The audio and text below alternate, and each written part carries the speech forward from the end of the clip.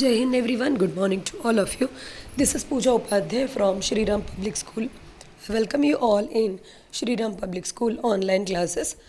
Today we are going to start with a chapter, new topic that is new and old terminology. Under this chapter we are going to see some terminology which is help us to know the study about our history. So let's start with the topic. If the context in which the information is produced change with the time, what would language and meaning? इसमें कह रहा है अगर मान लीजिए जो history हम record करते हैं जो भी इंफॉर्मेशन वो टाइम टू टाइम उस चेंज होते रहते हैं, उसके रिकॉर्डिंग करने के सिस्टम चेंज होते रहते हैं, जिस लैंग्वेज में जिस मीनिंग में उसको रिकॉर्ड किया गया था वो भी चेंज होते रहते हैं. Then historical record the exist in a variety of the language which have changed considerably over the year. As you study about the history, you studied in English language, but you know student, the history which is written in reality, it is not written that time in the English language only. As per the historian having their knowledge, their language knowledge, in that language only they have written it.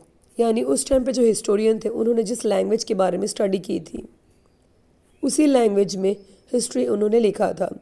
Generally कहा जाता है कि history को 2 से 3 language में पहले लिखा गया था, जैसे संस्कृत और तमिल. उसके बाद जिस तरह से स्टडी का इम्प्रूवमेंट दिखाई देने लगा तब जा कर के हमारे हिस्ट्री को हिंदी, इंग्लिश और अदर लैंग्वेज में कन्वर्ट किया गया. Medieval person for example is different from the modern person. The difference is not just with regard to the grammar and the vocabulary, the meaning of the words also change over the time.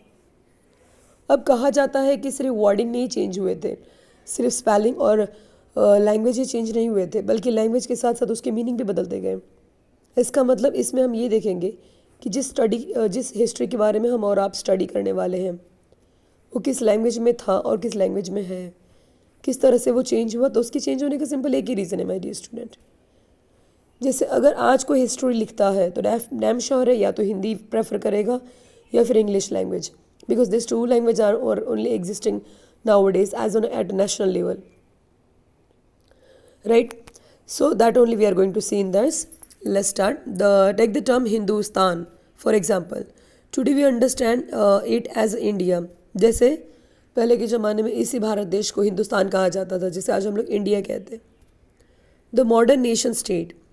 The term was used in the 13th century by the Mihnja Siraj chronicler who wrote in Persian. He meant the area of Punjab, Haryana and the land meant to the land between the Ganga and the Yamuna.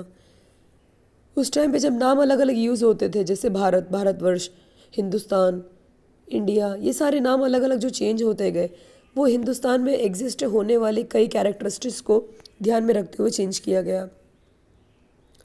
जैसे India, ये आज हम लोग modern English language के नाते इसे India कहते हैं, because today we are studying our education in English medium. Use the term in political sense for a land that with the part of the domination of the Delhi Sultanate. The area included in this term shifted with the extent of the Sultanate, but the term never included South India. जैसे हिंदुस्तान, ये जो नाम पड़ा उस time पे जो ruler थे, जो उनका एरिया कैप्चर था, उस हिसाब से इन्होंने नाम चूज़ किया. The area include in this. अब इस हिंदुस्तान के अंदर कौन कौन सा एरिया इंक्लूड था देखिए. सल्तनत, but the term never include both the south India. By context in this early 16th century, Babur use Hindustan to describe the geographically the fauna and the culture of the inhabitant of the subcontinent. इसे जब first time पे हिंदुस्तान के नाम से जाना गया, बाबर ने जब इस नाम को यूज़ किया तो उनका ये नाम यूज़ करने के पीछे का पर्पस था यहाँ के जोग्राफिकल कैरेक्टरिस्टिक, यहाँ के कल्चर और यहाँ के सब कॉन्टिनेंट को ध्यान में रखते हुए उन्होंने हिंदुस्तान कहा.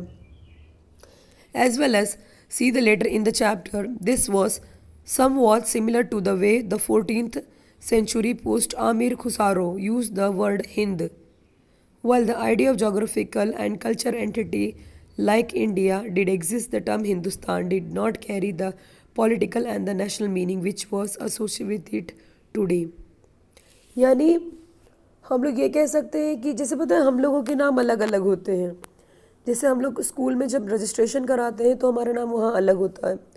स्कूल में जो हमारे कलीग हमारे फ्रेंड्स हमें बुलाते हैं वो नाम अलग होता है। लेकिन घर पे हमारे मम्मी पापा अलग नाम से बुलाते हैं, भाई बहन अलग नाम से बुलाते हैं, रिश्तेदार अलग नाम से बुलाते हैं।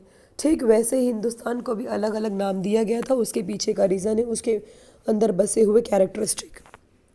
जिस तरह से जो सूट करता गया उस हिसाब से हिंदुस्तान का नाम चेंज होता गया। Historians today have to be carefully about the term they use because they meant different things in the past. Take for example, simple term like foreigner. It is used today mean someone who is not Indian. In the medieval period, the foreigner was mainly stranger who appears say in a given village. आज हम लोग foreigner किसे कहते हैं? जो generally out of the country से आता है। उस टाइम पे जो स्ट्रेंजर होते थे उन्हें फॉरेनर कहा जाता था। Someone who was not the part of the society और द कल्चर, जो हमारी सोसाइटी का पार्ट का कल्चर का पार्ट ना हो। A city dweller therefore might have the regard a forest dweller a foreigner, but two peasant living in the same village वे are not foreigner to each other even though they may be have had different religion and the caste background. लेकिन ये foreigner कहना सही नहीं होगा जो उस time पे लोग कहते थे, क्योंकि जो लोग सेम विलेज सेम टाउन में रहते हैं but having a different languages, different religious, different custom culture etcetera, but staying in the same city we can't say them as a foreigner. तो इस तरह से अलग अलग नाम यूज़ किया गया था अलग अलग टर्म्स के लिए। आज हम लोग यहीं पे स्टॉप करेंगे। If you having any doubts to student so you can ask me in the evening schedule. Till that stay home, stay safe. Jai Hind. Take care. Have a nice day.